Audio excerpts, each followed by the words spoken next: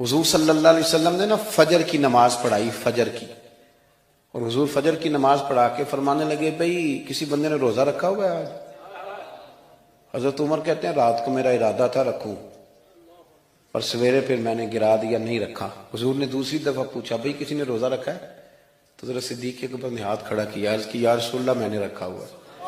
آپ حکم نہ دیتے تو نہ بتاتا، پر روزہ رکھنا بھی آپ نے توجہ دلائی ہے تو حکم بھی آپ کا بتاؤ تو بتا دیا۔ حضرت عمر کہتے ہیں حضور نے فجر کی نماز پڑھائی، فجر کی۔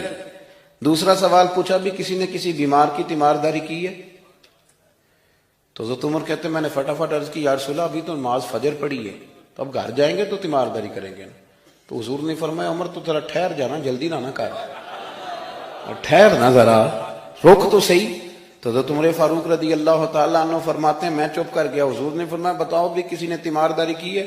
تو صدیق اکبر نے ہاتھ کھڑا کیا، عرض کی یا رسول اللہ عبد الرحمن بن عوف رضی اللہ تعالیٰ عنہ 2-3 دن سے نماز پڑھنے نہیں آ رہے تھے، رات میں نے پتہ کرایا تو پتہ چلا بیمار ہیں، اور حضور مجھے یہ بھی پتہ ہے وہ میرا یار ہے، مجھے پتہ ہے رات کو جلدی سوچا پر تہجد میں ضرور اٹھتا ہے، تو حضور میں بھی ذرا فجر کا وقت جلدی اٹھا ہوں تو فجر میں آنے سے پہلے عبد الرحمن ابن عوف کی تیمارداری کر کے آیا ہوں۔ حضرت عمر کہتے ہیں میں نہ ہلکا ہلکا ڈھیلا پڑ گیا۔ حضور نے تیسرا سوال پوچھا، فرمایا کسی نے کسی مسکین کو کھانا کھلایا ہے؟ کھانا کھلایا ہے کسی مسکین کو؟ حضرت سیدنا عمر فاروق کہتے ہیں میں نے پھر عرض کی، میں نے کہا یا رسول اللہ ابھی تو فجر پڑی ہے، گھر جائیں گے کوئی چیز لیں گے تو کھانا کھلائیں گے۔ تو حضور پھر مسکرائے، فرمایا عمر تو ذرا ٹھہر نہیں جاتا، ذرا ٹھہرنا، ذرا نظارہ تو کرنا، گویا یہ شان صدیق اکبر کا جلسہ ہو رہا ہے، ٹھہرنا۔ حضور نے پھر پوچھا بھی کسی نے کسی مسکین کو کھانا کھلایا ہے؟ تو حضرت عمر کہتے ہیں لوگ سارے دائیں بائیں دیکھ رہے تھے اور میں چپ کے ابو بکر کو دیکھ رہا تھا، کہ مجھے پتا تھا کہ بولنا اسی نہیں ہے، اور دل میرا کر رہا تھا کہ کہہ دوں دیو جناب جواب، دل میرا کر رہا تھا۔ وہ سمجھ گئے تھے کہ سونا راضی کن کاموں میں ہو، بس یہ نقطہ انہوں نے پا لیا تھا۔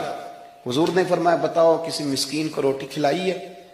تو جناب سیدنا صدیق اکبر نے ہاتھ کھڑا کیا، عرض کی یا رسول اللہ سویرے اٹھا ہوں تو چھوٹا بیٹا بھی اٹھ گیا تھا، اور میرے وضو کرتے سنت پڑھتے ماں سے کہنے لگا بھوک لگ رہی ہے، تو ماں نے 2 روٹیاں بھی پکا دیں، تو حضور ایک اس نے کھائی، دوسری اس کے ہاتھ میں تھی۔ جب ہم نکلے ہیں نا گھر سے تو دروازے پہ ایک فقیر کھڑا تھا، مسکین کھڑا تھا، کہہ رہا تھا رات سے بھوکا ہوں، کوئی دروازہ کھلنے کا انتظار کر رہا تھا، ابو بکر سب سے پہلے تیرا ہی کھلا ہے۔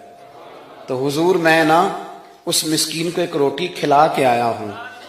حضرت عمر فاروق کہتے ہیں میں نے گردن جھکا لی، اور میرے رسول کریم نے فرمایا اے اللہ میرے ابو بکر پہ رحم فرما، اللہ میرے ابو بکر۔ وہ سمجھ گئے تھے، مزاج شناست سمجھ آ گئی تھی کہ حضور کن باتوں میں، اور نا اپنے اوپر وہ سارا کچھ طاری کر لیا تھا انہوں نے، طاری، ان کی ادائیں بالکل ڈھل گئی تھی نبی پاک کی اداؤں۔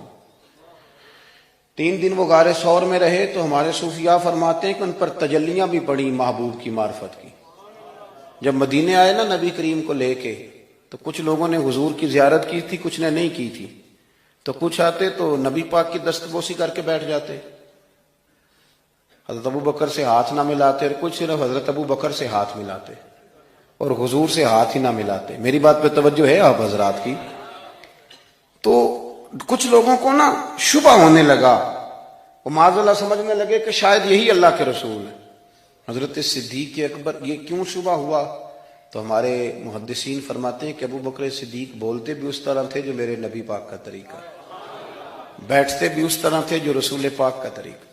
کہتے ہیں انہوں نے امامہ باندھا ہوا تھا تو جو امامے کا پیچ حضور کا ڈھیلا رہ گیا تھا ان کا بھی ڈھیلا رہ گیا تھا، اس طرح اپنے آپ کو مزاج میں ڈھالا تھا، تو من شدی من تو شدم، میں اس طرح ڈھالا تھا مزاج میں، اس طرح کہ کوئی فرق ہی نہیں نظر آتا تھا۔ وہ کہتے ہیں جب حضرت ابو بکر صدیق نے دیکھا نا کہ لوگوں کو تو شک ہو رہا ہے، کوئی میرے ساتھ ہاتھ ملا کے بیٹھ جاتے، تو حضرت صدیق اکبر نے کہا کوئی ایسا کام کرنا چاہیے کہ پتہ چلے آقا کون ہے غلام کون ہے۔ اٹھے، کندھوں پہ چادر تھی، وہ اتار کے نا تو حضور پہ سایہ کر دیا، لوگوں کو پتہ چل گیا کہ سایہ کرنے والا کوئی غلام ہے، اور جس پر سایہ کیا جا رہا ہے وہ آقا ہے۔ کیا خوبصورت نقطہ لکھا ہے مفسرین نے شارحین فرماتے ہیں تھوڑی دیر کے لیے، تھوڑی دیر کے لیے، تھوڑی دیر کے لیے حضرت ابوبکر صدیق نے حضور کے سر انور پر اپنی چادر کا سایہ کیا تھا۔ اللہ کے رسول نے احسان کا بدلہ یہ دیا، نیکی کا بدلہ یہ دیا کہ قیامت تک ان کی قبر پر اپنے گنبد کا سایہ فرما دیا، قیامت تک گنبد کا سایہ کر دیا۔